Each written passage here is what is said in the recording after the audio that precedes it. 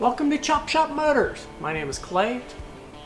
This episode is going to be focused on the 32 four-door sedan.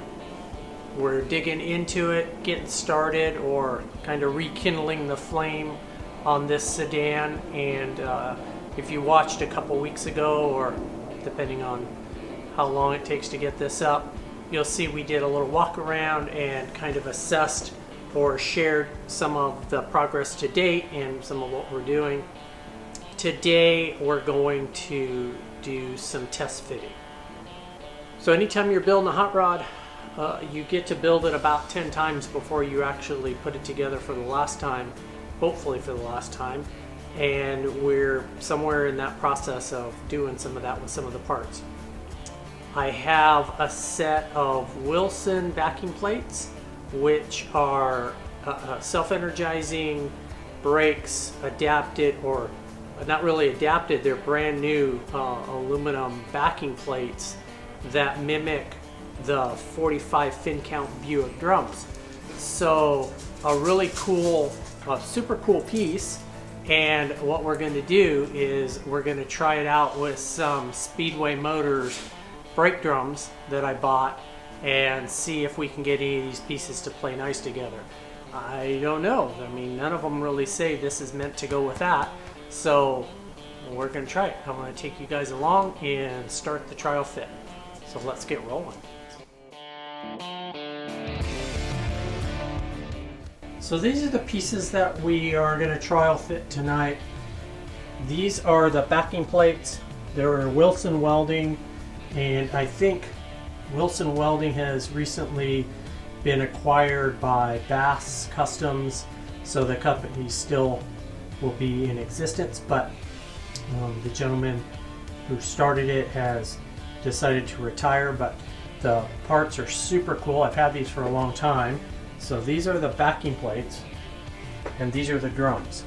So a lot of times what you would do with those backing plates is you would take 45 fin Buick drums and modify them to fit the hub, and then kind of, do all the machine work to make them work on this application. The downside is that those drums are getting harder and harder to find. So these drums are a Speedway Motors rendition of what they would look like. The difference is they supposedly fit on a 44 hub, and we'll see if they're going to work with these backing plates when we actually assemble it.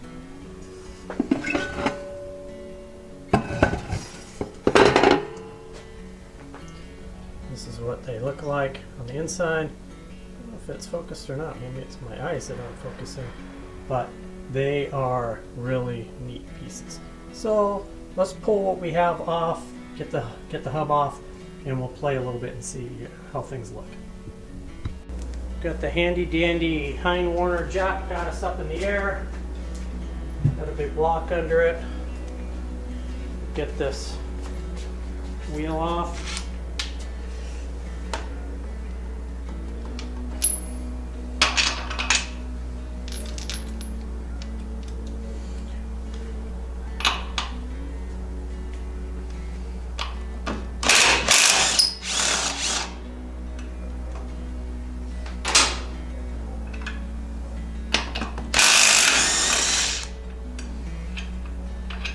Okay.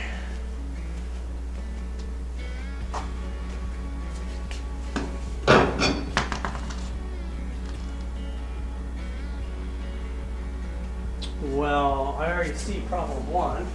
Dang. So these hubs came off of 44. Let me grab that drum.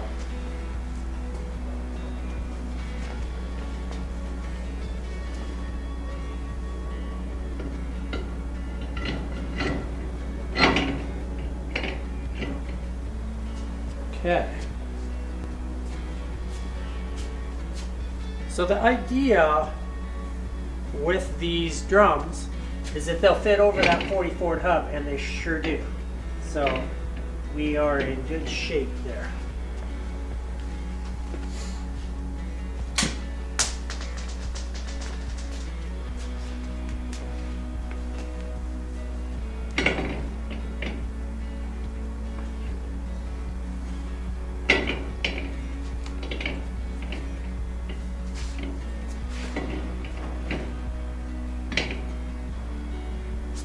So all of these studs have to be replaced.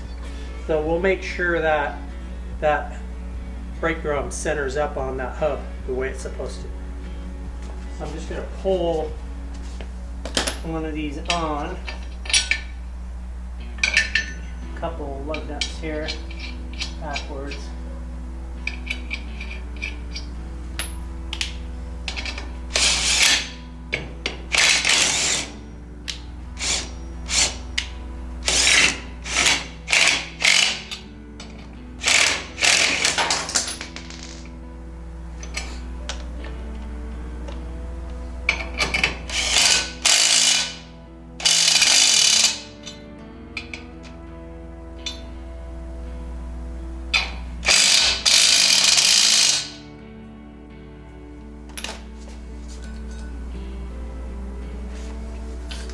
Okay, we'll have to play with that a little bit to make sure that that's going to work, but I don't see any reason why it won't. Okay, so the first test was to see if this new brake drum would actually fit over the hub and kind of do what it needs to do. So it looks like it will. So basically what we're going to do is we're going to pull this back apart.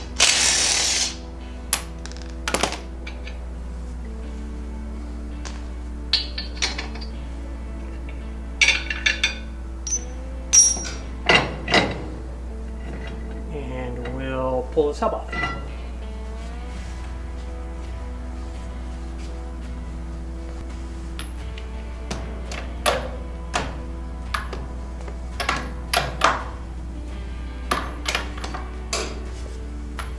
We also have a cobweb or two in here, so I'm going to go ahead and see if I can not have the black widows become my friends. All right.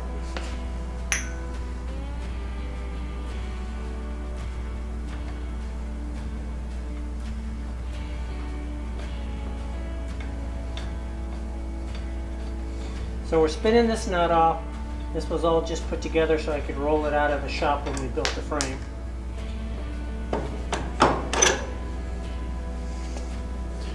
I will show you though that this hub has had some welding done to it to put these bolts in instead of the studs. So what we're going to do is we're going to clean all that up because they're crooked. We're going to take them all, knock them all out. We're going to get the right studs for it, and we'll put it back together the way it's supposed to be. Okay, so now, next step. Let's see if we can put a Wilson welding backing plate on there. This is what it looks like from the back side. With the radiator in the way, it's a little tough.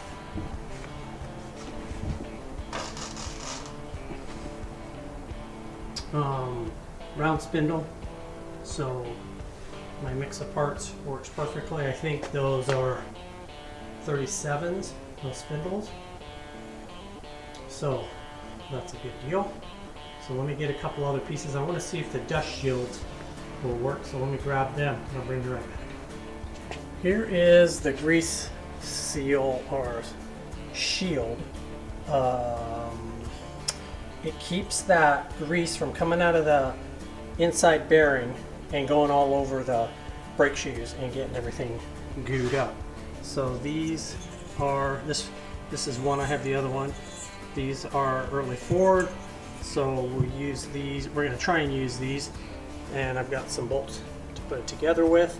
So we'll mock it together and see if this piece works with these really cool backing plates. So I've been doing this for a long time, messing with old cars, and when you're building them like this, I don't ever expect anything to work. So I'm constantly surprised when two pieces go together without any modification or any other kind of searching for parts. So I don't have any expectation that this is all going to work, but we're mocking it together to see how lucky we get. So let me put you in the stand and we'll start piecing this together. Okay, here we go.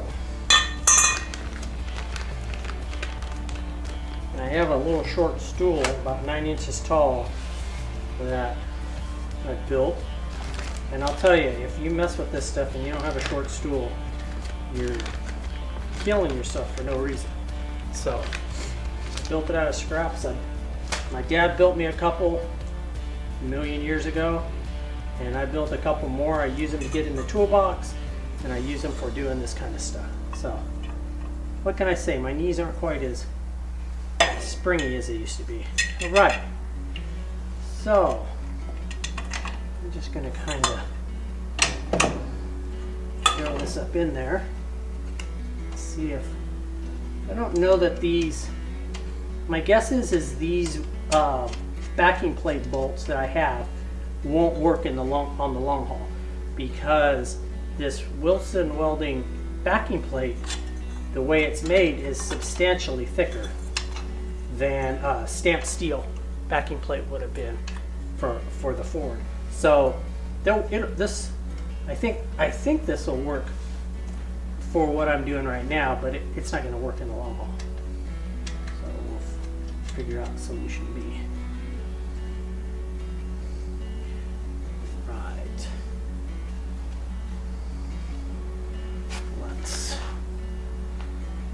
No matter where you put the tools, it's never quite convenient. So let's get this hammered down a little bit.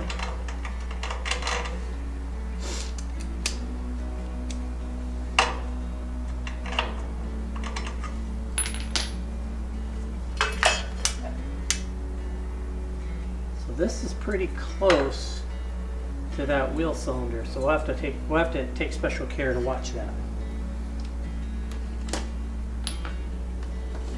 But for now, I'm guessing it will work good enough to see what major interference will have.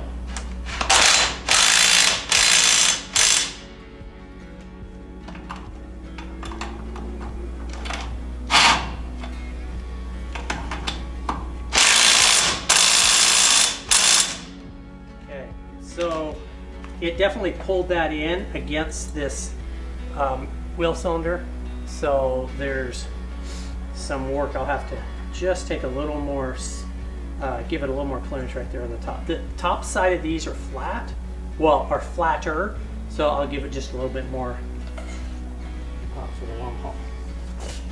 Okay, let's see what the back side looks like. Okay, looks like it's pulled up. So, right, so yay. Right, let's see if we can get a hub on there. The gloves go off and on about 1,000,000 times. Usually it takes me 3 or 4 sets of gloves to get through it because I lose them, or misplace them, whatever. So, pair number 2.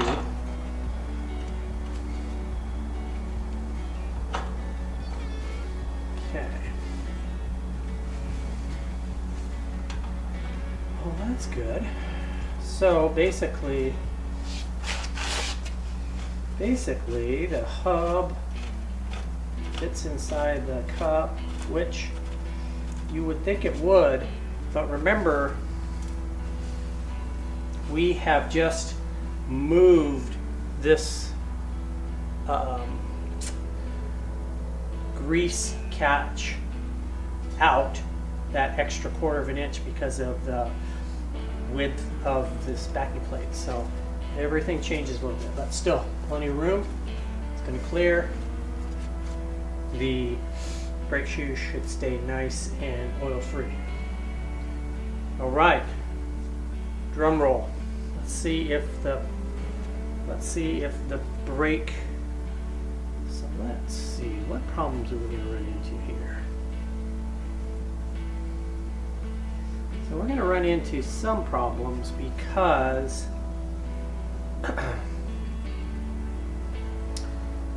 that hub didn't sit on here quite right. So, well, let's try it. Let's just see what happens. Sorry, I'm thinking out loud with you guys. I don't know if that's good or bad. There's my gloves.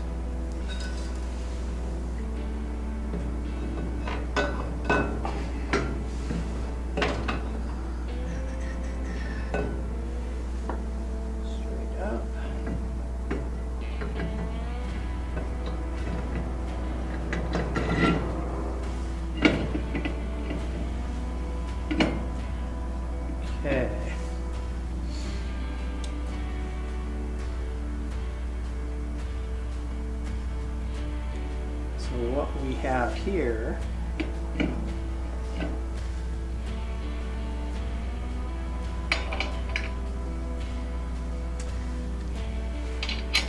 probably going to have to knock those studs out of that backing plate, out of that hub, because it's not letting everything pull up where it needs to pull up.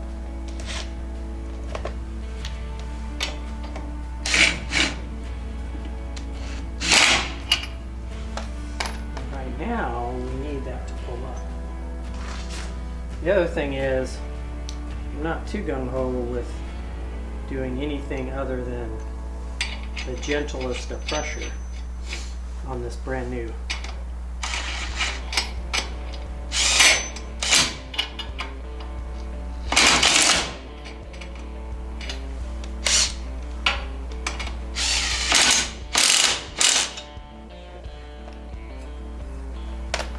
All right.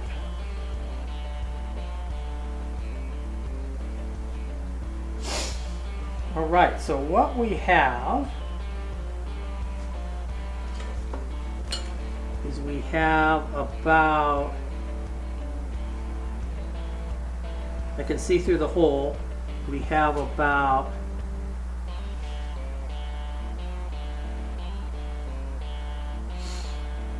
oh, 3/16 of an inch that we're not pulling up on that. So 3/16 of an inch will pull this onto this much closer.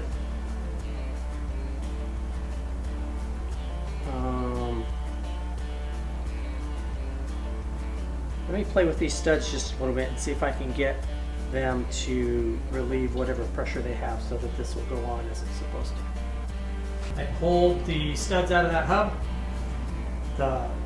They weren't studs, they were bolts. So what that means is that they didn't have a turn down shoulder, and the shoulder of the bolt was hitting the drum. So once I did that, the drum slid all the way on the hub just like it was supposed to. It looks fantastic. So basically what we have now is we have a really cool looking, for all intents and purposes, a Buick drum on a really slick backing plate. You can't see too well, so I need some light. It's a budget operation here. So, on a really cool backing plate.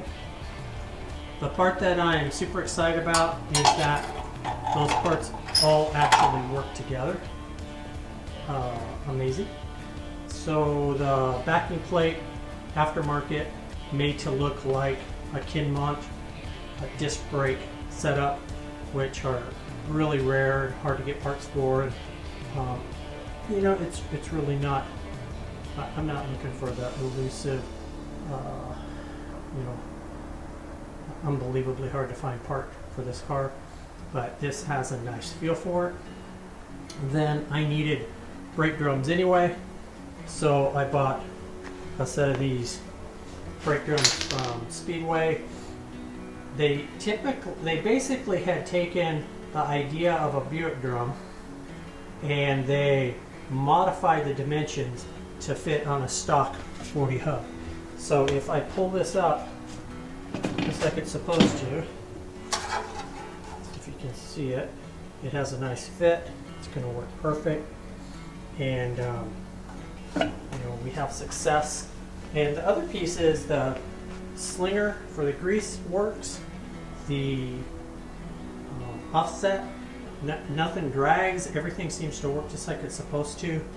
Typically, when you would do a Buick hub conversion, you would use a hub that mounts on the outside of the drum, and so you have a lot of machine work to the drum plus re-drilling of it to fit the bolt pattern, and you know, we basically haven't done any of that. So for the cost of you know, the drums were a little more expensive than a stock Ford reproduction drum, but considering how cool they're going to look, probably I can probably somehow rationalize it as being okay. So that is that is it. I'm Clay for Chop Shop Motors. Thanks for watching this little episode on working on the 32.